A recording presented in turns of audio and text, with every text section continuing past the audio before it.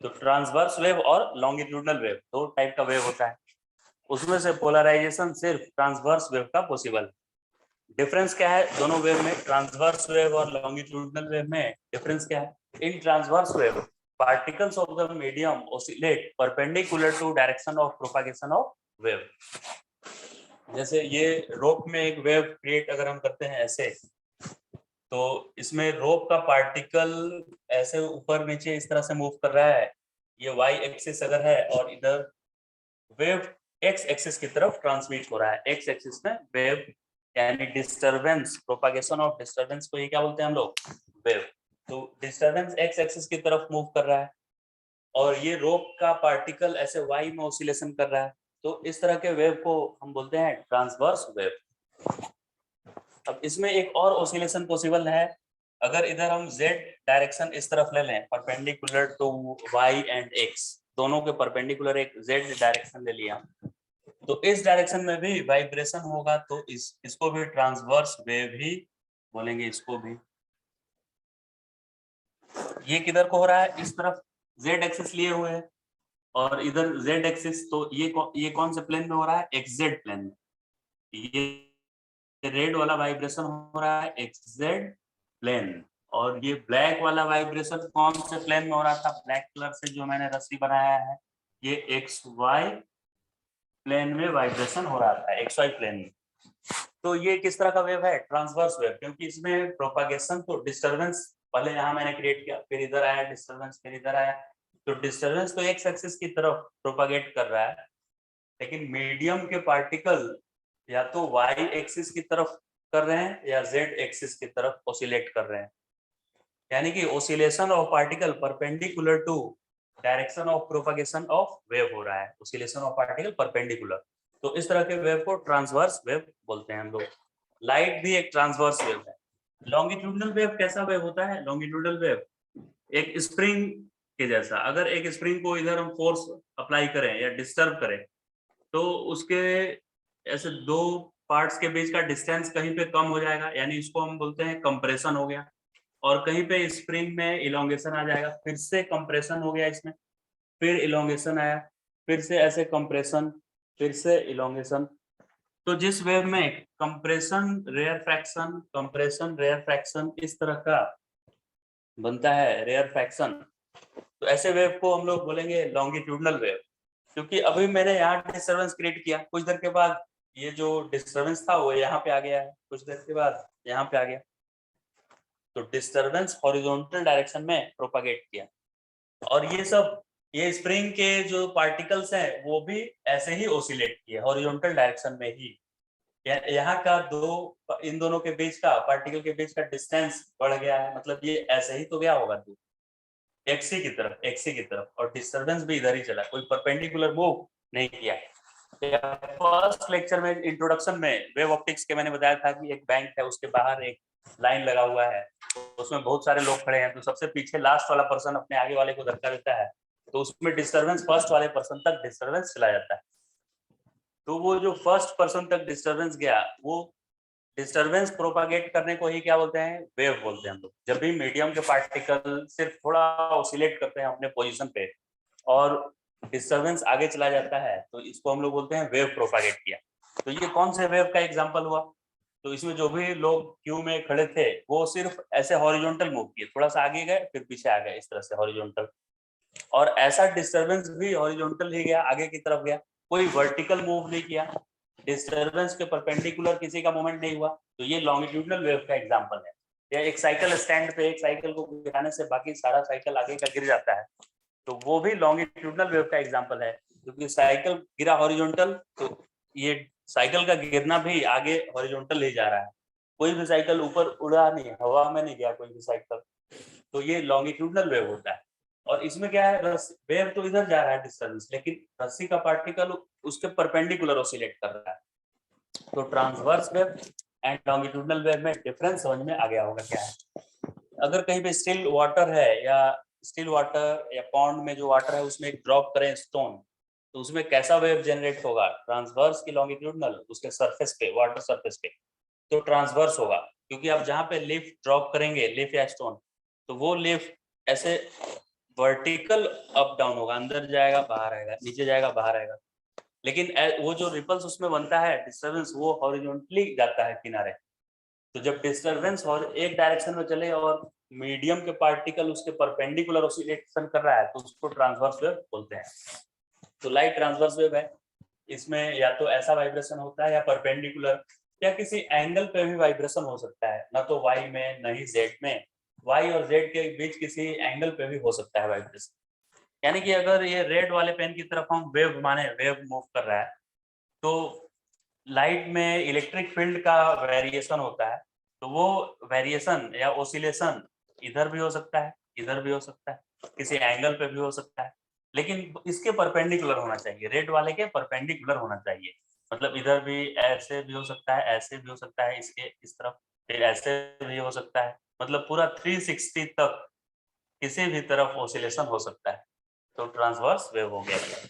अब इतने सारे ओसिलेशन को यहाँ पे इंडिकेट नहीं करके हम लोग सिर्फ दो ही ओसिलेशन इंडिकेट करते हैं, एक वाई की तरफ और इसके तरफ, क्योंकि बाकी के जितने भी ओसिलेशन है परपेंडिकुलर, इसके रेड वाले के परपेंडिकुलर जितने भी ओसिलेशन है उनका मैंने रिजोल्यूशन कर लिया है, रिजोल्यूशन ऑफ वेक्टर, यानी जो ऐसे टेढ़ा वेक्टर रहता है उसका एक कंपोनेंट ऐसे ले लेते हैं cos थीटा और दूसरा sin थीटा, तो जितने भी ऐसे ओसिलेशन है उन सबका कंपोनेंट ले लिए हैं हम, या तो y की तरफ या z एक्सिस की तरफ, तो उसको दो वेक्टर से इंडिकेट किया गया है। अच्छा, ये कंप्रेशन रेयर फ्रैक्शन वाला लॉन्गिट्यूडनल वेव का ये पोलराइजेशन पॉसिबल नहीं है, उसको पोलराइज नहीं किया जा सकता है। तो यहाँ पे जो इसको पोलराइज ही नहीं कर सकते हैं तो इसको मैं क्लियर कर देता हूँ अब, तो आप ये नोट डाउन भी कर सकते हैं, longitudinal wave can not be polarised, क्योंकि ये इस तरह से ओसिलेशन हो सकता है, तो इसको रिस्ट्रिक्ट करना, अगर एक ओपनिंग यहाँ रहेगा तो ये इसको रिस्ट्रिक्ट नहीं कर पाएगा। पहले यहाँ पे देखेंगे कैसे रिस्ट्रिक्शन होता है। अगर यहाँ पे मैं एक ऑब्स्ट्रैकल यहाँ पे ऐसे रख दूं और जिसका पास एक्सिस कुछ वर्टिकल जैसा है, पास एक्सिस मतलब ये पूरा ऐसे सॉलिड जैसा पूरा भरा हुआ है ऐसे, और यहाँ पे बीच में ओपनिंग है, इसका ओपनिंग, तो ये ब्लैक और रेड वाले में ये सिर्फ ब्लैक वाला ही इधर निकल पाएगा इसके इस तरफ, ये रेड वाला फंस जाएगा इसमें, ये सिर्फ ब्लैक वाला ही इसके पार ऐसे निकल पाएगा, क्योंकि आप सोचिए एक रस्सी को ऐसे ओसिलेट करेंगे ऐसे, तो इसमें तो ओपनिंग वर्टिकल बनाया हुआ है, तो वो वर्टिकल वाला ओपनिंग इसमें से निकलकर उधर चला जाएगा, यानी कि इस तरफ भी ये वेव आएगा निकलकर, ये वर्टिकल वाला वेव इधर भी निकलकर आ जाएगा, लेकिन ये रेड वाले को ये पास नहीं होने देगा। रेड वाला इस तरह से वाइब्रेशन हो रहा है, बोर्ड के प्लेन से बाहर आता हुआ, तो इसमें ऐसा इधर ओपनिंग है ही नहीं, इधर सॉलिड मटेरियल है, तो ये इस तरह के वाइब्रेशन को अलाउ नहीं करेगा, तो इधर रेड वाला जो पार्ट वो नहीं आएगा। तो यहाँ अनपोलराइज्ड इस वेव को बोलते हैं हम लोग अनपोलराइज्ड, जिसमें एक से ज्यादा प्लेन में ओसिलेशन हो रहा है पार्टिकल्स का, और जो इधर पास हुआ वो सिर्फ एक ही प्लेन में हो रहा है, इस वाले प्लेन में, जो कि यहाँ मैंने एक्स वाई प्लेन लिखा है, तो इधर सिर्फ एक्स वाई प्लेन ही आया, एक्स वाई प्लेन। तो ऑल प्लेन के वाइब्रेशन को सिर्फ एक ही प्लेन में ये पास होने दे रहा है, तो इधर वाले वेव को हम लोग बोलते हैं पोलराइज्ड वेव। ये इस वेव को बोलते हैं जिसमें बहुत सारे डायरेक्शन में ओसिलेशन हो रहा है अनपोलराइज्ड वेव, और इस डिवाइस को जो ये अनपोलराइज्ड को पोलराइज बना रहा है इसको पोलराइजर बोलते हैं। और ये लॉन्गिट्यूडनल वाला क्यों पोलराइज नहीं हुआ, क्योंकि उससे तो ऐसा ओसिलेशन हो रहा था स्प्रिंग में कंप्रेशन रेयरफैक्शन, तो उधर तक स्प्रिंग एक ही स्प्रिंग होता है ऐसा, तो यहाँ पे कंप्रेशन रेयरफैक्शन होता है तो वो इधर भी चला जाता है, क्योंकि वो परपेंडिकुलर ऐसे हो ही नहीं रहा है कि ये ब्लॉक करेगा उसको, तो इसीलिए लॉन्गिट्यूडनल वेव का पोलराइजेशन नहीं होता है। तो आप ये डायग्राम बना लीजिए, इस साइड में इसको लिखना है अनपोलराइज्ड वेव, अनपोलराइज्ड वेव, और इस डिवाइस को बोला जाता है पोलराइजर, और इसको बोलेंगे पोलराइज्ड वेव और प्लेन पोलराइज्ड, ये एक ही प्लेन में ओसिलेशन हो रहा है इसका, तो इसको प्लेन पोलराइज्ड वेव भी बोलते हैं, plane polarized wave. So you can write it down in your notebook. तो एक्सप्लेन कर देता हूँ जो डेफिनेशंस है। अनपोलराइज्ड वेव और पोलराइजर और पोलराइज्ड वेव। अनपोलराइज्ड का क्या है? Vibrations are present in all possible directions perpendicular to wave propagation. Wave propagation X axis की तरफ है, एक्स एक्सिस की तरफ। और पार्टिकल्स का वाइब्रेशन अभी हम रस्सी के लिए समझ रहे हैं, रस्सी वाला वेव समझ रहे हैं, और लाइट भी रस्सी वाला जैसा ही होता है, वो भी ट्रांसवर्स वेव ही है। तो अगर वेव इस तरफ जा रहा है, रस्सी का पार्टिकल को यहाँ डिस्टर्ब किए और बहुत लंबा रस्सी था, तो उसमें यहाँ का डिस्टर्ब था, कुछ देर के बाद यहाँ का रस्सी डिस्टर्ब होगा, तो क्या डिस्टर्बेंस इधर प्रोपागेट कर रहा है एक्स एक्सिस की तरफ। लेकिन मीडियम के पार्टिकल्स उसके परपेंडिकुलर ऑल पॉसिबल डायरेक्शन में वाइब्रेट करेंगे। Vibrations are present in all possible direction perpendicular to wave propagation. ये लिखना जरूरी है, परपेंडिकुलर टू वेव प्रोपागेशन की ट्रांसवर्स वेव की बात हो रही है। ट्रांसवर्स वेव में वाइब्रेशन कैसा होता है? Particles perpendicular to wave propagation. तो इसमें डिस्टर्बेंस एक्स एक्सिस की तरफ मूव कर रहा है, और यहाँ पे पार्टिकल को मैं ऐसे या तो y की तरफ कर रहा हूँ या z की तरफ या और किसी एंगल पे कर रहा हूँ। तो वेव के प्रोपागेशन के परपेंडिकुलर बहुत सारा डायरेक्शन हो सकता है, उन ऑल डायरेक्शंस में पार्टिकल्स ओसिलेट कर सकता है, तो ऐसे वेव को बोलेंगे unpolarized wave. Polarizer is a device which polarizes unpolarized wave. ये भी आप लिख लीजिए, polarizer is a device which polarizes an unpolarized wave. और पोलराइज्ड वेव क्या है? तो पोलराइज्ड में एक ही डायरेक्शन में सिर्फ वाई एक्सिस की तरफ, ये अभी ऊपर था, कुछ देर के बाद इधर का नीचे आएगा पार्टिकल, तो ओनली एक ही डायरेक्शन में, सिर्फ वाई डायरेक्शन में ही हो रहा है, ओनली इन वाई। पोलराइजर क्या हो गया? एक डिवाइस जो कि अनपोलराइज्ड को पोलराइज कर रहा है, device which polarizes and unpolarized light. और इसमें देखते हैं प्लेन पोलराइज्ड वेव क्या हो गया? Vibrations are present. किसका वाइब्रेशन? मीडियम पार्टिकल्स का vibration. Vibrations are present only in one direction. ये सिर्फ वाई एक्सिस की तरफ, वाई और वाई एक्सिस सिर्फ इसी की तरफ ऑसिलेट कर रहा है। ये ऐसे टेढ़ा भी नहीं कर रहा है, ऐसे जेड में भी नहीं कर रहा है, सिर्फ एक ही डायरेक्शन में कर रहा है। ये हालांकि दो डायरेक्शन होगा, ऊपर और नीचे, लेकिन इसको हम वाई ही बोल रहे हैं, मतलब एक डायरेक्शन में कर रहा है सिर्फ।